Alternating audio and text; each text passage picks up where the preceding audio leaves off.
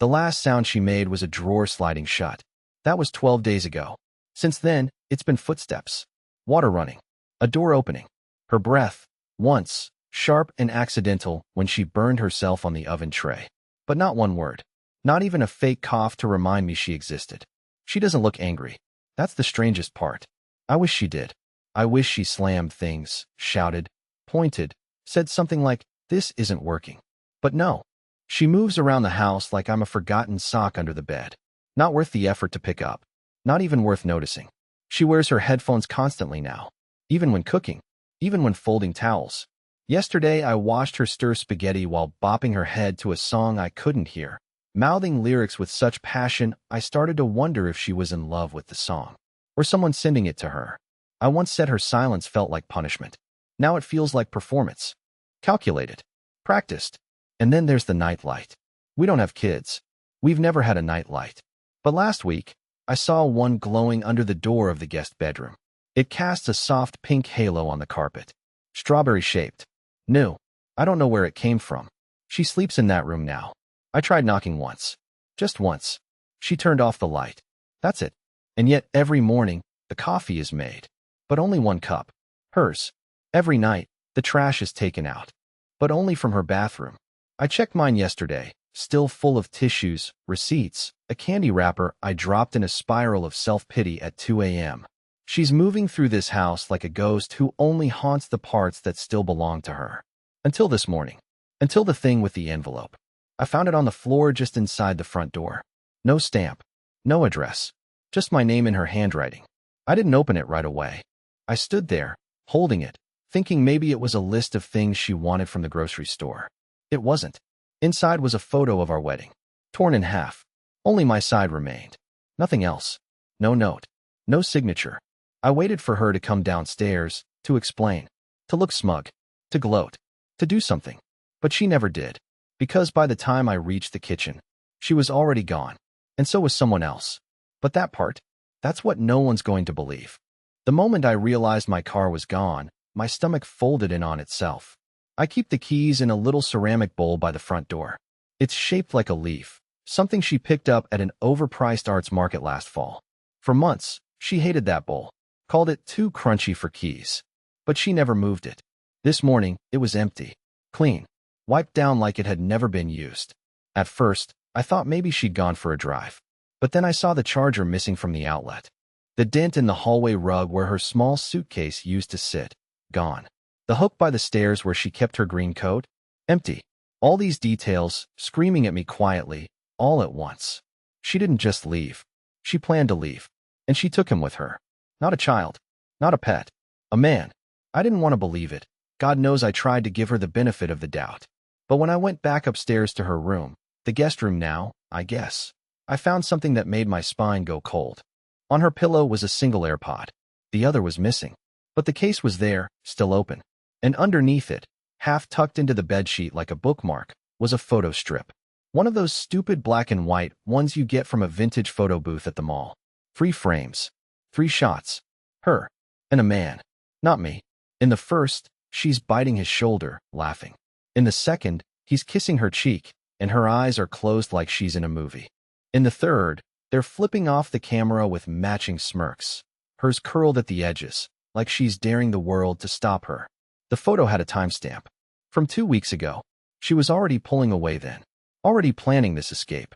And I was just downstairs, microwaving leftovers and Googling how to fix a squeaky cabinet door like a fool. I don't know who he is. But I recognize his hoodie.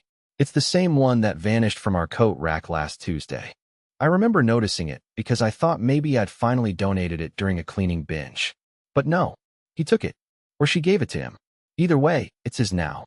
And apparently, so is she. You might expect rage at this point. Or heartbreak. But all I felt was embarrassment. Not sadness. Not betrayal. Just the slow, crawling humiliation of knowing someone else had front-row tickets to the breakdown of my marriage, and I didn't even know the show had started. I sat at the kitchen table, clutching that photo strip like it was a police report. Something about the image felt staged. Too perfect. Like it was meant to be found. And maybe it was. That's when I noticed the envelope again. The one from earlier, with my name on it. I'd left it on the counter after finding the wedding photo torn in half. But now it was flipped over. Someone had written 2 words on the back in red marker. Don't follow. The letters were thick, rushed, almost scratched in. Suddenly, the silence of the house didn't feel empty. It felt intentional, like I was being watched by its walls, like she'd stripped the space of warmth on purpose, so I'd feel this exact kind of cold. I stood up too fast. The chair scraped across the floor. I looked around like maybe I'd find a hidden camera, a microphone, some kind of explanation. But all I found was one more missing thing. The file box. It used to sit in our hallway closet. Labeled Clive's stuff. Tax documents. Bank letters. My birth certificate. Everything I once thought was important. Gone. She took it. Not by accident. Not carelessly. She wanted me to know she left with more than her toothbrush. She left with my life. I stood in front of the open closet for what must have been 10 minutes, just staring at the empty space where the file box used to sit. It felt like she'd stolen more than documents, like she'd taken the proof that I existed, that I had a name, a past, a signature that meant something. And maybe that was the point. That box held everything. Medical records, pay stubs from every job I'd ever worked, including the soul-sucking one I only kept because she said she liked the health insurance. There were letters from my dead uncle, my college diploma, even the receipt from the cheap motel where we spent our first anniversary after the hotel canceled our reservation last minute. She used to call that night our little disaster. I guess it aged like everything else. I don't know why she took it. Unless. No, that's not true. I do know why. But admitting it feels like setting myself on fire. Tamsin isn't just leaving. She's replacing. Cleaning me out like a tenant getting evicted. No trace. No photos. No files. No excuses left to call. Not even my voice on a voicemail. I wanted to scream. But what's the point of screaming when no one's listening? Instead, I started checking the house. Room by room. Drawer by drawer. I told myself it was to see what else was missing, but really, I think I was just looking for something. Anything. That still felt like mine. The bedroom still smelled faintly like her dry shampoo. The vanilla one she said she bought for me, even though I'm allergic. I found one of her earrings under the bed. A small gold hoop. I placed it on the nightstand gently, like I was preserving evidence. When I opened her nightstand drawer, I found a flash drive. A red one. No label. That was weird. Tamsin hates clutter. She wouldn't just leave something random behind. I plugged it into my laptop with shaking hands. At first, it was empty. Just one folder named January. But inside it were dozens of voice memos. And they were all titled with dates. The first was from 5 months ago. I clicked it. Her voice came through the speaker, sharp and close, like she was whispering directly into my ear. He just sat there again today, eating noodles, watching that dumb woodworking channel. He doesn't even notice when I leave the room anymore. I think I could disappear and he wouldn't flinch. My mouth went dry. I clicked the next. He asked if I wanted to watch something together. I told him I had a headache. He believed me, of course. He always believes me. Then another. We went to dinner. I pretended to forget my wallet. He paid. Again. He always pays. I think he thinks love is just doing chores and picking up tabs. They kept going. Each one shorter, colder, sharper. Each one cataloging my smallest movements like I was a failed experiment. A man being observed. Documented. Dismantled.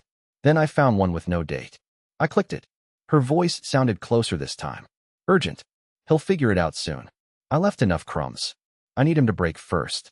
If he thinks it was his decision to walk away, I won't have to be the bad guy. That's the plan. That's the plan. I slammed the laptop shut. My chest felt like it had been caved in with a tire iron. I wanted to throw the computer out the window, but I didn't. Because now I understood something I hadn't before. She wasn't just leaving me. She was building a story about me. A narrative. Carefully edited. Voice memo by voice memo. She wasn't just trying to vanish. She was trying to make sure if I ever told my side of things, no one would believe it. I was the pathetic one. The delusional one. The guy who got dumped for being boring and needy and fragile. And you know what hurts most? Maybe she was right. Maybe I was too soft. Maybe I stayed too long. Maybe I gave her too many excuses. Maybe I was the kind of man you could just leave without packing everything. Just the essentials. Just the story. But there's one thing she didn't take. She didn't take my copy of the house deed. She didn't take the emergency credit card I kept behind the washing machine. And she didn't take the one person who knows what really happened the night she told me she was going out for a walk. and came back with a bruise on her collarbone that she never explained. Yeah, she left me behind, but she left the wrong man standing. And now? Now I'm going to open the folder labeled February. I didn't sleep that night. I couldn't. My body was still, but my brain was marching in circles, dragging chains of paranoia behind it. Every sound in the house echoed louder than it should have. Every creak in the woods sounded like a whisper behind the wall. And somewhere between 3 and 4 a.m., I realized I had memorized her voice from those recordings more vividly than I ever remembered it in real life. At 4:43 a.m., I opened the next folder. February. There were fewer files this time. Only 7. All with the same format. February 2nd, February 8th, February 14th, and so on. I opened the one from Valentine's Day. He bought me flowers. Cheap ones. The kind you get from a gas station after you've already forgotten what day it is. I smiled. I said thank you. I kissed his cheek like I meant it. But inside I wanted to scream. I can't keep doing this. I feel like I'm rotting in place. She didn't scream. She never even frowned that day. I remember asking her if she wanted to go out, and she said she was tired. So we watched TV. Some show she picked. I let her choose everything. I thought I was being considerate. Turns out I was just being predictable. And that was my crime, apparently, being easy to tolerate and easier to forget. I clicked through the next few clips, each one more emotionally detached than the last. Her voice grew flatter, quieter, until it was almost mechanical, as if she was just cataloging my downfall like a weather report. No emotion, just observation. But the last file stopped me cold. It was longer than the others. Over 8 minutes. Labeled Feb 28_final. I didn't even know what I expected. Maybe a full confession, a goodbye, a laugh. But what I got was him. Not her voice this time. His. A man's voice. Calm, confident. Southern drawl, maybe Georgia or Alabama. Slight rasp. Older. He sounded relaxed, like he was sitting in a chair with a drink in his hand. So here's the deal. You've done everything right. He's cracking. You've given him silence. Confusion. Just enough guilt to make him second-guess his own reflection. Keep it up for a few more weeks, and he'll walk out on his own. No messy papers. No lawyers. He'll be gone, and no one will ever accuse you of cheating. You'll be the victim. There was a pause. Then her voice, soft, hesitant. What if he doesn't leave? His response. Then we make it look like he did. My heart actually stopped. I'm not exaggerating. I felt it miss a beat, like my body knew something my mind couldn't process yet. Then she asked another question. One I'll never forget. And what about the copy? The copy. I rewound it. Played it again. The copy. Not a copy. Not his copy. Just the copy. What the hell were they talking about? A second recording? A document? A backup plan? What kind of people talk like that? Not lovers. Not cheaters. This wasn't just a fling. This was organized. Deliberate. Premeditated. I sat there, hands gripping the edge of the desk, trying to breathe. My legs had gone completely numb. I hadn't even realized I'd been sitting cross-legged for over an hour. My body had shut down everything except my ears. And they were ringing now. I had to know who he was. So I went back to the photo strip. I scanned the guy's face, zoomed in, tried to pull anything out of it. He had a crooked tooth. A mole under his eye. He was older than me, maybe mid-40s. Balding. But confident, like the world owed him a round of applause just for waking up. And then it hit me. I had seen him before. 3 months ago. At my brother's birthday dinner. He was sitting at the end of the restaurant bar, sipping something brown and watching us with a look I now recognize. Patience. He was waiting. For her. Or for the plan. I don't know. But he was there. And if he was there, that means this wasn't just her idea. She had help. And not just help, infrastructure. Which means everything I knew about my marriage wasn't just broken. It was engineered. And the worst part? She'd chosen him over me. Not for love. Not for passion. But because I was too easy to erase. That's when I decided to stop listening. Not because I was done, but because I'd heard enough to know what they were trying to do. And if they thought I'd vanish quietly like a stain on a rug, they'd underestimated just how much a man like me remembers. Especially when he's been silent too long. You know what happens when someone tries to erase you? You start remembering everything. Not just the conversations or the gestures, but the patterns. The moments you dismissed as nothing, because trusting her used to feel easier than thinking too much. But once I stopped seeing her as my wife and started seeing her as a strategist, Everything reassembled in my mind like puzzle pieces snapping into place after months of pretending the picture didn't matter. 3 weeks ago, she told me not to take the recycling out, said she'd already done it. She hadn't. I checked the bin later, and it was still full. I thought maybe she was tired. Now I realize, she didn't want me looking inside. She didn't want me seeing what she'd thrown away. A week before that, she changed the Wi-Fi password without telling me, claimed it was for security, locked me out of my own network, said I could hotspot off her phone if I really needed to check my emails. She was smiling when she said that. I remember thinking it was a little cruel. And 5 days ago, she asked if I still had that old USB drive, the encrypted one I used for taxes. When I told her I'd lost it months ago, she didn't even blink. Just said, "Shame," and walked away. I thought it was a random question. Now I know it wasn't. She's been mapping me, testing me, seeing what I notice, what I question, what I forget. But now the questions are mine. Like, why was my childhood journal, the one I kept locked in a box in the attic, suddenly missing?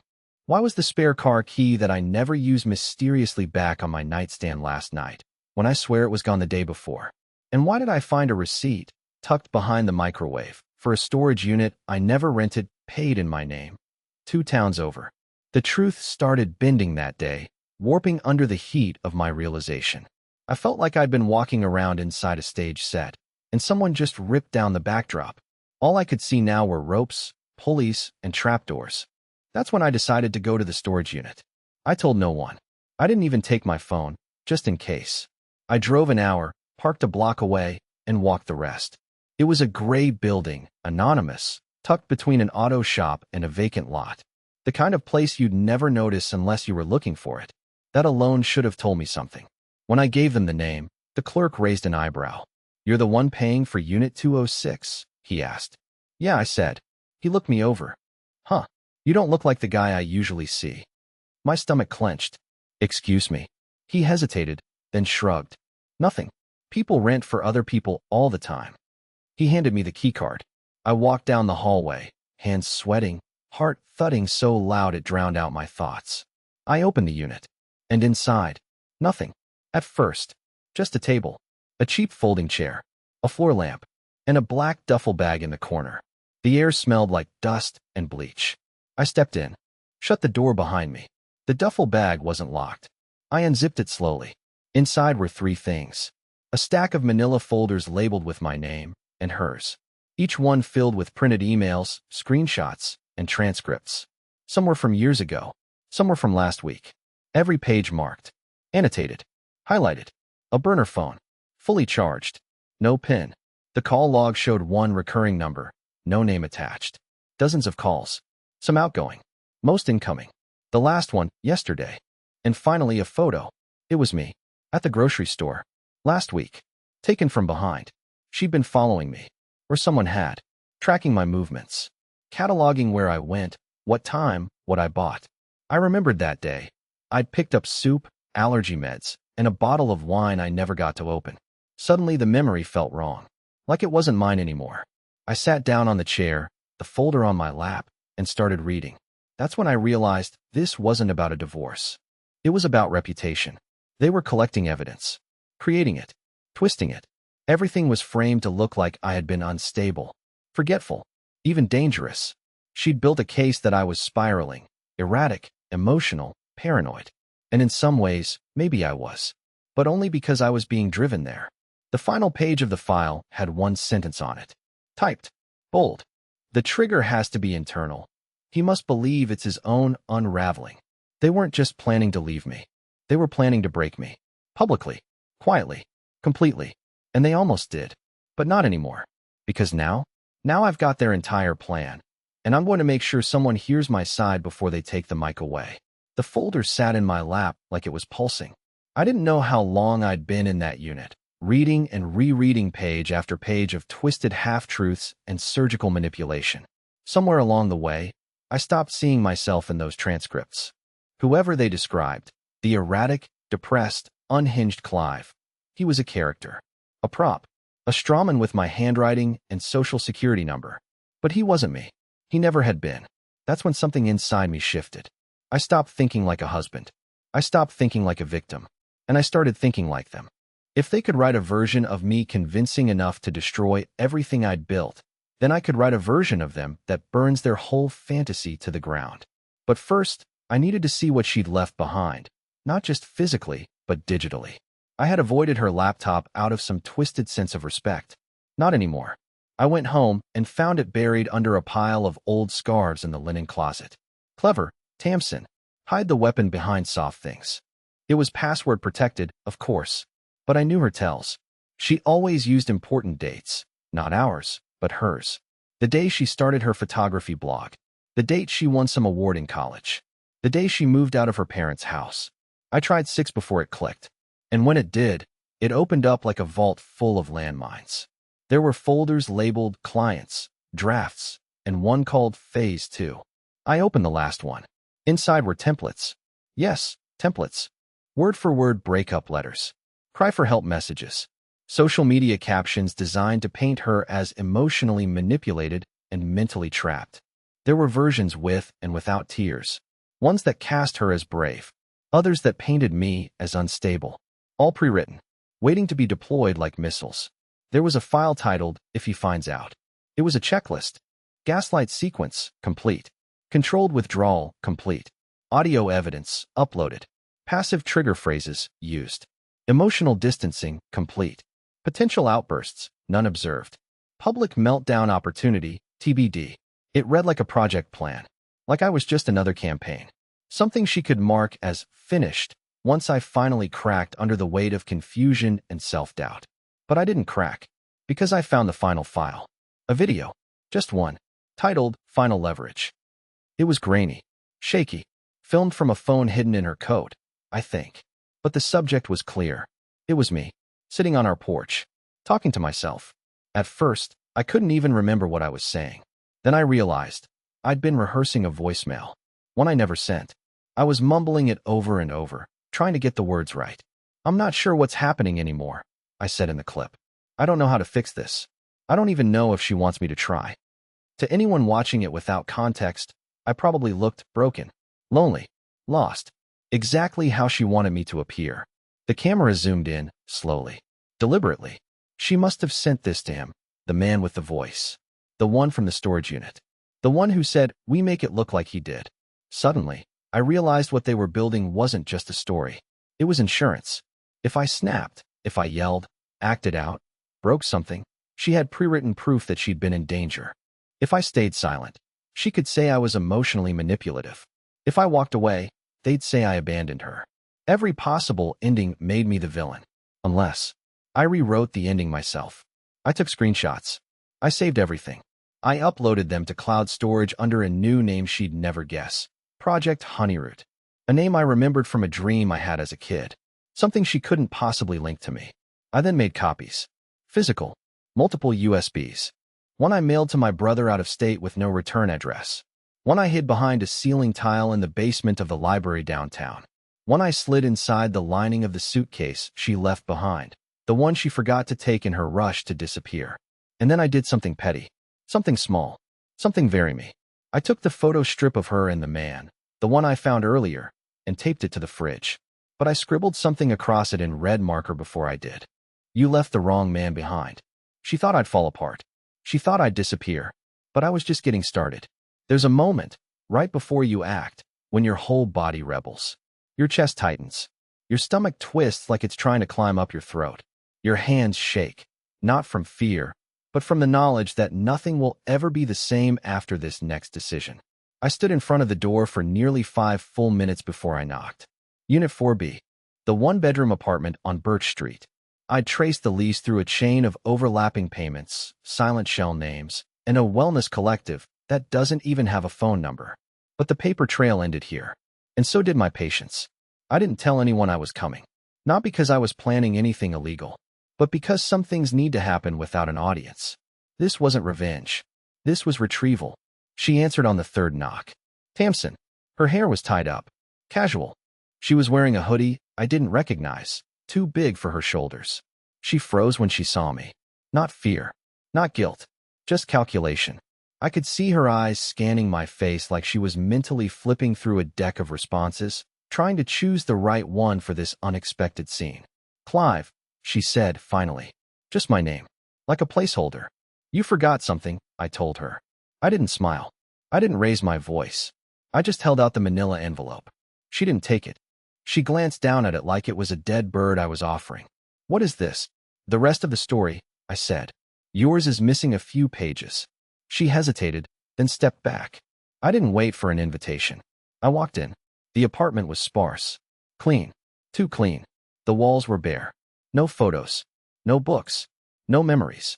Just objects with functions. A lamp. A desk. A laptop I recognized. And him, sitting on the couch. The man from the photo booth. The man from the audio recordings. The one with the drawl and the promises. He stood up slowly, like he thought his height was still an advantage. It wasn't. Clive, is it? He asked. His voice was smoother in person. More practiced. You've been busy, I replied. Tamsin closed the door behind me.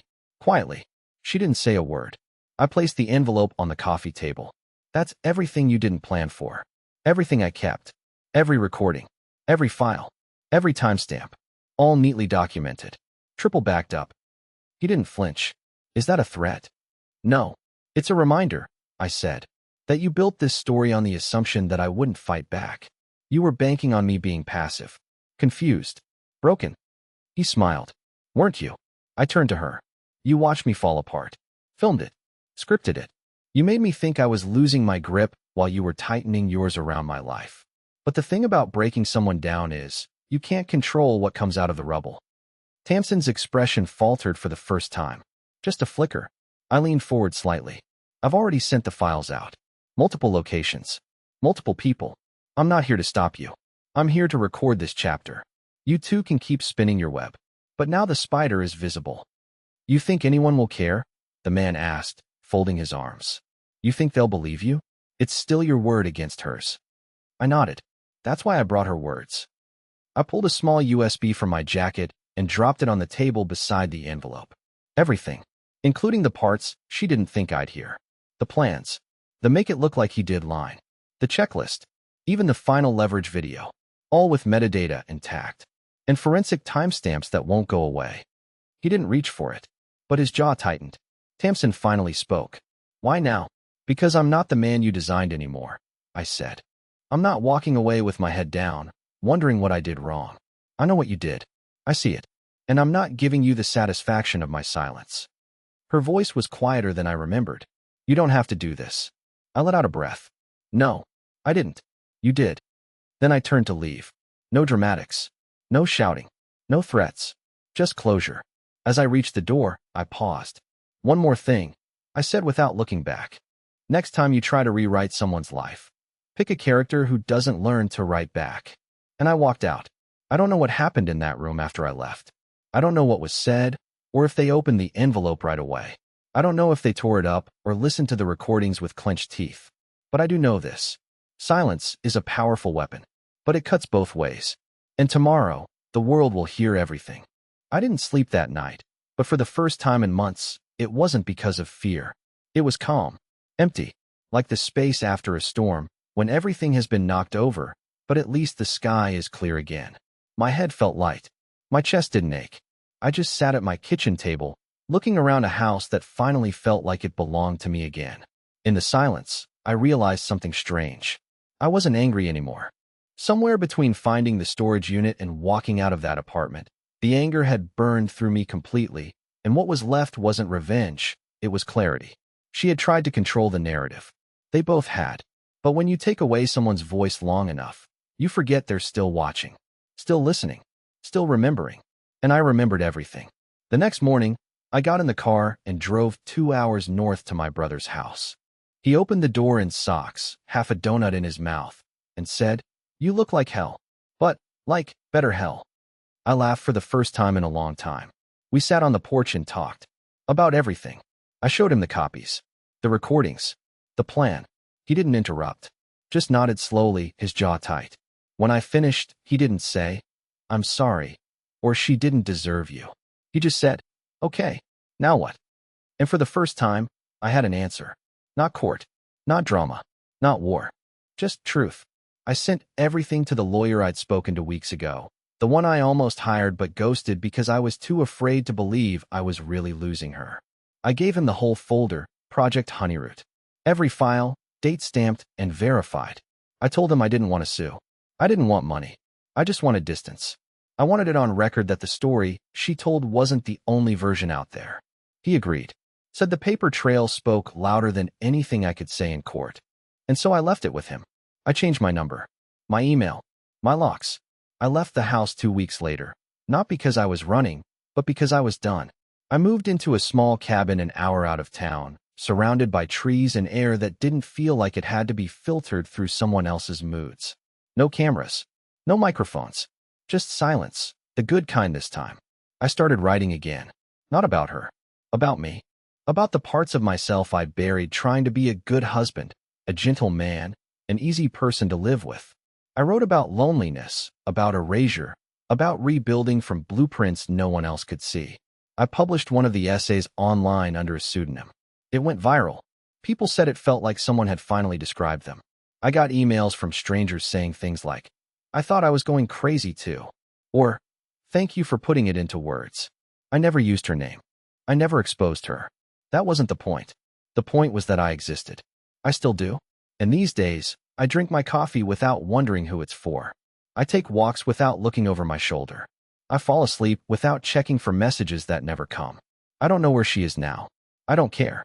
Let her live in the version of the story she wrote. I've moved on to mine. And this one ends with peace. Not silence. Peace.